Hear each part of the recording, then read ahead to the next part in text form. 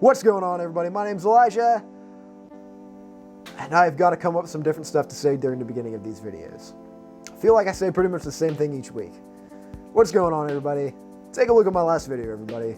That was a fun project, everybody. See you next time, everybody. It's nonsense. Maybe I'll do you guys a favor and make one of these without me talking at the beginning of it, but that's not today, no. Today, as I'm recording this, and hopefully you're watching it, there's something spreading itself across the United States. A sickness. And no, I'm not talking about coronavirus. I'm talking about the PC and mobile game Among Us. And hoping to ride its coattails along its wave of success is me.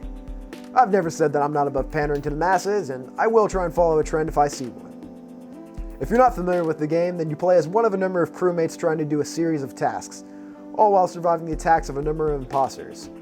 It's fun, and so is this project. I'm trying to get some practice in and get better at carving, and this project was a great little stepping stone for me.